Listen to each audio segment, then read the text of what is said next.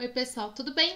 Na aula de hoje nós vamos falar sobre o uso da tecnologia para tratamento de doenças, fazendo uso das propriedades da luz. Então acompanhem com a Pro a partir da página 162. Existem já registros na história de textos de hindus sobre a aplicação da luz do sol para fins medicinais há mais de 3.000 anos na região da Índia. Desde então, tem vários efeitos benéficos sendo utilizados em prol da saúde da humanidade, né? Colocando então a exposição à luz do sol ou outros tipos de radiação daquele espectro luminoso que vão ter essa aplicação então medicinal, como tratamento para depressão, icterícia do recém-nascido, distúrbios de sono, problemas na retina, cicatrização de feridas, problemas da pele, até mesmo para diagnóstico de algumas doenças e tratamento de câncer e de outras patologias. Uma situação importante é que a gente sabe que a radiação luminosa ela pode ser usada para diagnosticar a doença, quanto para tratar a doença. No diagnóstico, a dose da radiação ela é baixa e geralmente ela não causa nenhum dano para o tecido que foi exposto a essa radiação. Agora, no tratamento, as doses elas tendem a ser maiores, né, mais intensas, que pode inclusive produzir algum dano para o tecido que fica exposto a essa radiação. A unidade de medida para mensurar o impacto da dose de uma radiação no corpo humano é o que a gente chama de sievert ou SV.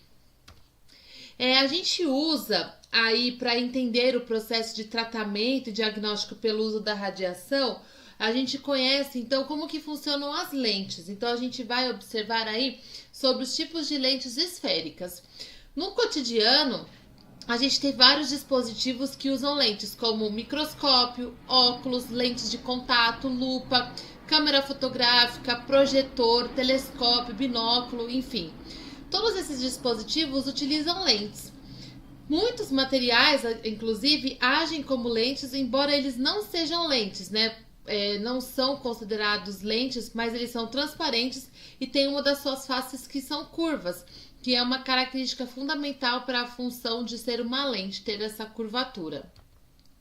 Além desses materiais serem transparentes e terem uma face curva, as lentes elas devem ter um índice de refração diferente do meio que eles estão, porque a lente ela vai ser capaz de alterar então a direção da trajetória dessa radiação que atravessa.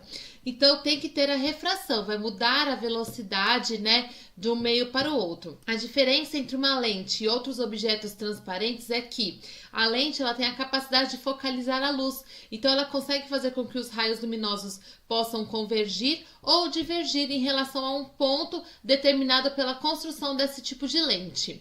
Então a gente vai ver os tipos de lentes convergentes e lentes divergentes. A lente convergente ela altera a direção dos raios incidentes de modo que eles venham a convergir, como a gente vê nessa figura da página aí 162, quando a gente tem a lupa recebendo a radiação luminosa do sol e ela vai focalizar os pontos dos raios luminosos em um único ponto, então ela convergiu. Esse tipo de lente, ela refrata os raios de luz paralelos ao seu eixo, convergindo-os para o ponto focal.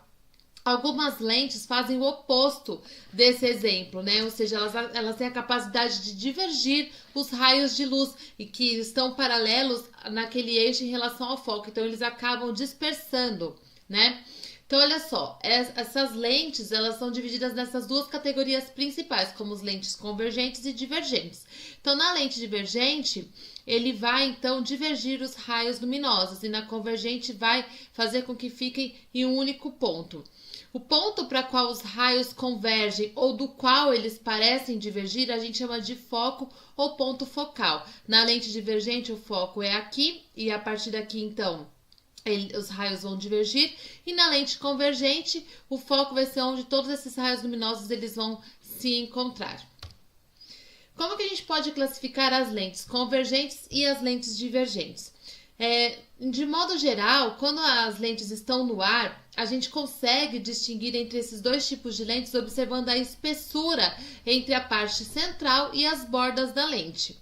As lentes convergentes, elas são mais grossas no centro do que nas bordinhas, enquanto as divergentes, elas são mais grossas na borda do que no centro, ao contrário. Nas lentes convergentes, que tem bordas finas, quando o índice de refração da lente ela é maior do que o índice de refração do meio ao qual ela está imersa. E essas lentes convergentes, elas podem ser divididas em lente biconvexa, que ela tem duas faces curvas e convexas. Ela pode ser lente plano-convexa, que ela vai ter uma face plana e a outra convexa. E côncavo-convexa, onde ela vai ter duas lentes, na qual uma vai ser a face côncava e a outra convexa. Já nas lentes divergentes, elas vão ter as bordas mais espessas, né? Quando o índice de refração da lente é maior que o índice de refração do meio que ela está imersa. E elas podem ser bicôncavas, onde ela vai ter as duas faces côncavas. Ela pode ser plano-côncava, onde ela vai ter uma face plana e a outra côncava. Ou ela vai ser convexo-côncava, onde ela vai ter uma face convexa e a outra côncava. Agora nós vamos fazer as atividades da página 163. Ao utilizarmos uma lupa para aumentar a visão de um texto, observamos que, dependendo da distância entre o observador, a lupa e o texto, as letras ou as imagens ficam embaçadas. Qual é o nome do parâmetro físico a ser ajustado para obter uma imagem nítida? É o foco. 2. Usando os conceitos de lente e refração, explique por que algumas vezes o arco-íris surge logo após uma chuva. Isso ocorre porque as gotículas de água elas vão atuar como uma lente que refrata a luz branca. Então, cada frequência de luz diferente vai sofrer um desvio, formando o arco-íris. 3. A lente bicôncava é um tipo de lente convergente ou divergente. É um tipo de lente divergente. Agora vamos falar sobre alguns probleminhas na visão e como que a gente faz para usar essas lentes esféricas para corrigir esses defeitos da visão. Então, olha só, o nosso olho humano ele tem uma estrutura que atua como uma lente, que a gente chama de córnea cristalino. Esse sistema córnea cristalina ele pode ser afetado por alguns defeitos no próprio globo ocular pelo seu formato e vai resultar em algumas deficiências na formação da imagem lá no fundo do olho, na retina, e como essa imagem vai ser interpretada depois a partir aí do nosso nervo óptico. Então, olha só, o defeito da visão miopia é aquela dificuldade da gente enxergar objetos distantes. A pessoa que tem miopia, ela tem o bulbo, né, ocular, o globo ocular alongado. Então, a imagem se forma antes da retina. E aí, essa correção se dá com a lente divergente, que vai empurrar a imagem lá para o fundo do olho, na retina. Já a hipermetropia é a dificuldade que a gente tem de enxergar as coisas que estão próximas. Nesse caso, é o oposto da miopia, né? O globo ocular, ele é curto, então a imagem se faz atrás da retina. Então, a gente usa uma lente convergente, que é para o foco ser lá em cima na retina, um pouco antes. O astigmatismo, a pessoa ela tem dificuldade de enxergar nitidamente, gerando uma visão embaçada. Pode ser por uma imperfeição na córnea, com a curvatura danificada, ou até mesmo falta de simetria no sistema óptico. A correção se dá com lentes cilíndricas.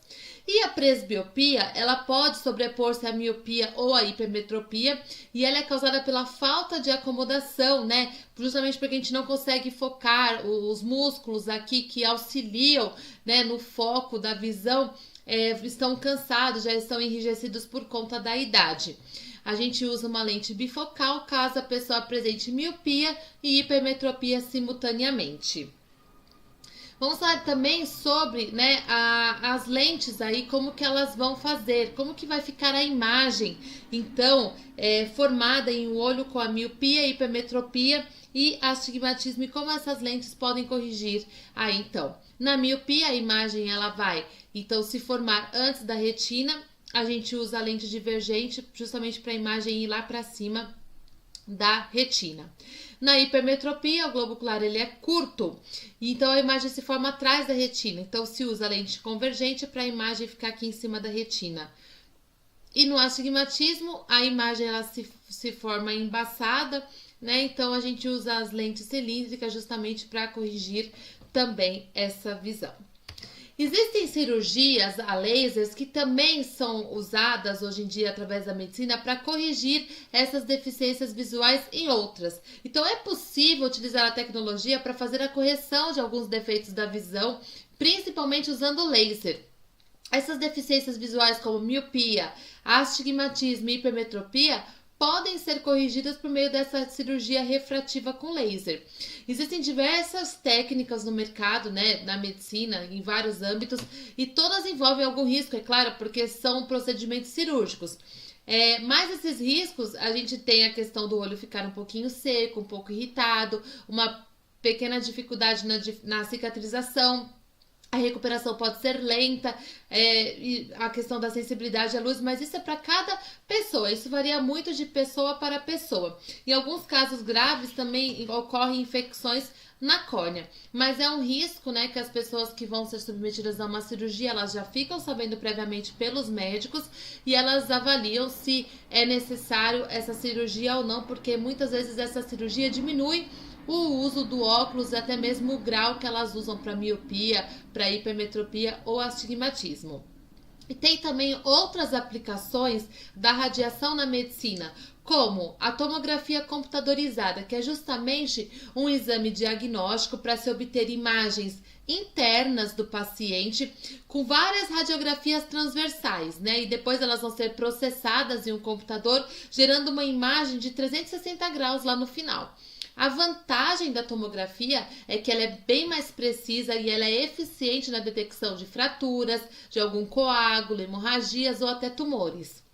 O tomógrafo, ele utiliza raios-x para gerar essas imagens do interior do corpo humano que podem ser analisadas sob qualquer ângulo. Então, a gente vê aqui um exemplo, de exame tomografia. E tem também a ressonância magnética, que é outro exame diagnóstico, que esse equipamento de ressonância ele é composto por um eletroímã que consegue gerar um campo magnético que vai interagir com as moléculas de água do corpo do paciente. E aí vai ter vários pulsos de radiofrequência, porque a gente utiliza radiação para a produção de imagens de alta resolução. No final, as imagens tridimensionais elas vão ser reconstruídas por meio de uma informação captada e vão ser processadas no computador. Aí já é similar à tomografia. Então, ela usa ondas de rádio. Por usar ondas de rádio, trata-se de um exame não invasivo e que não utiliza radiação ionizante. Em alguns casos, há necessidade da administração de um contraste para dar maior nitidez nas imagens formadas no final do exame. Aqui é um exemplo de um exame de ressonância magnética. Agora nós vamos fazer as atividades finais da página 165 e diante. O que é a terapia fotodinâmica e como ela pode ser utilizada no combate ao câncer? É uma forma de terapia que envolve a aplicação de radiação sobre o tecido que está afetado. A eficiência depende de uma substância química fotossensibilizadora que é aplicada sobre esse tecido que vai ser tratado. A combinação desses elementos que são usados, juntamente com o oxigênio, induz a morte dessas células cancerígenas. 5. A terapia fotodinâmica utiliza bastante radiação ultravioleta na faixa de 10 nanômetros e 400 nanômetros de comprimento de onda. Qual é a frequência em hertz de um raio de luz ultravioleta de 300 nanômetros? Aí a gente utiliza esses dados aí. Então, a gente vai pôr na fórmula. Então, a frequência vai ser 3 vezes 10 elevado a 8, dividido por 300 vezes 10 elevado a 9. Então, vai dar 1 vezes 10 elevado a 15 hertz a frequência. Exercício 6. A radiação ultravioleta utilizada na terapia fotodinâmica é ionizante ou não ionizante? Explique. Ela é ionizante porque ela é capaz de remover elétrons de um átomo ou de uma molécula. 7. Quais são as outras principais aplicações da terapia fotodinâmica como diagnóstico e tratamento? Ela vai ter outras aplicações como matar bactérias, fungos e vírus, e ela vem apresentando também grande eficácia em tratamentos antivirais como as herpes. 8. Quais são as principais vantagens desse tratamento em relação aos tratamentos tradicionais como a quimio e a radioterapia? A vantagem dessa técnica é que os seus efeitos colaterais são pequenos se comparados com a da quimioterapia e da radioterapia. Então, ela pode ser realizada várias sessões de tratamento até que o paciente obtenha bons resultados. 9. Em termos de dose de radiação, o que difere um tratamento de um diagnóstico? Bom, o diagnóstico, a dose de radiação, ela é baixa e ela raramente causa algum dano no tecido. Já no tratamento, as doses elas são mais intensas, que pode produzir algum dano para o tecido. 10. Qual é a causa do astigmatismo na figura acima? Imperfeição na curvatura da córnea. Observe a imagem a seguir e responda: qual é a consequência do astigmatismo na visão da pessoa portadora de deficiência visual? A desigualdade na curvatura da córnea gera múltiplos pontos focais, o que causa falta de nitidez da imagem formada. 12. Qual é o tipo de lente que corrige esse problema? A lente cilíndrica. 13. Complete a tabela a seguir. Bom, o defeito da visão, onde o globo ocular é alongado, é a miopia, e ela vai ter dificuldade em enxergar objetos distantes, e o tipo de lente corretiva é a lente divergente. Na hipermetropia, a dificuldade de enxergar objetos que estão próximos, o globo ocular ele é curto, com a córnea pouco curvada, e a lente convergente que corrige. No astigmatismo, a dificuldade é de enxergar nitidamente, gerando a vista embaçada, uma imperfeição na curvatura da córnea, e a lente é a cilíndrica, e a presbiopia é a falta de acomodação ou vista cansada, e a lente bifocal. 14. Observe as figuras a seguir e descreva com suas palavras a principal diferença da acuidade visual de uma pessoa com a deficiência visual apresentada em cada uma das imagens. Bom, a pessoa míope não enxerga bem de longe, a hipermétrope não enxerga bem de perto, e uma pessoa com astigmatismo não enxerga de forma nítida. 15. Complete as lacunas. Marta sempre teve uma visão muito boa durante toda a vida. Porém, na velhice, ela precisou usar óculos, pois estava com dificuldade na leitura. Essa deficiência é chamada de presbiopia. Para corrigir tal problema, o oftalmologista recomendou que Marta utilizasse lentes convergentes. 16. Classifique as lentes a seguir em convergente e divergente de acordo com os raios luminosos que passam por elas.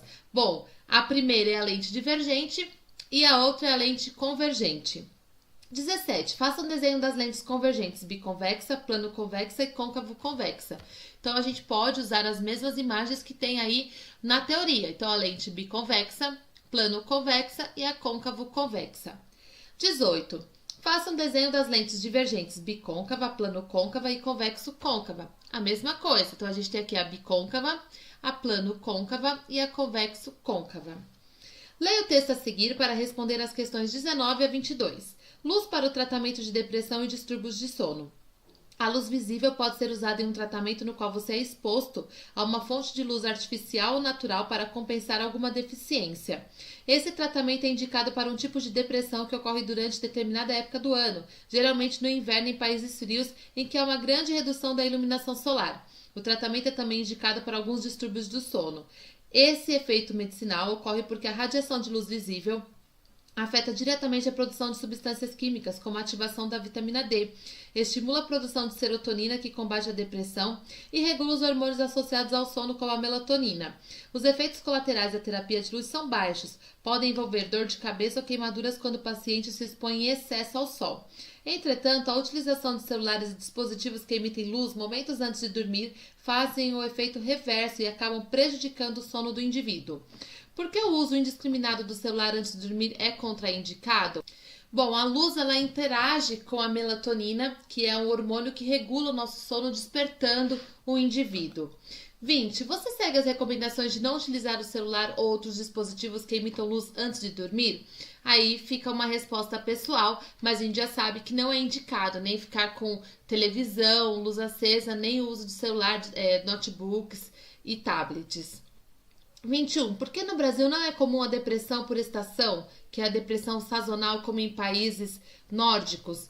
Bom, porque o nosso país é um país localizado perto da linha do Equador e das zonas tropicais. Então, a gente recebe radiação solar praticamente constante o ano inteiro. 22. Pesquise e responda. O que é a serotonina? Qual é a sua função? É um neurotransmissor de monoamina.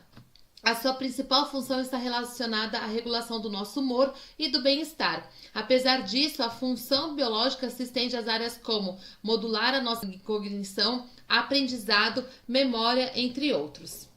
23. Observe a imagem a seguir. Nela estão duas ponteiras laser. Elabore hipóteses do que significa e o que difere o laser de outras fontes de luz. Em seguida, pesquise e compare com sua resposta. Suas hipóteses estavam adequadas? O que faltou explicar? Bom, o laser ele é um dispositivo que emite luz por meio de um processo de amplificação óptica, com base na emissão estimulada da radiação eletromagnética. Esse termo laser vem do inglês, né, e significa amplificação de luz por emissão estimulada de radiação. Um laser difere de outras fontes de luz porque emite luz denominada coerente. O que é a coerência espacial? Né? Ela permite que o laser seja focado em um local restrito e que permaneça estreito por grandes distâncias, processo que a gente chama de colimação. Então, os lasers também podem ter uma alta coerência temporal, o que lhes permite emitir luz com um espectro muito estreito, que é monocromático, ou seja, eles podem emitir uma única cor ou faixas muito estreitas de luz.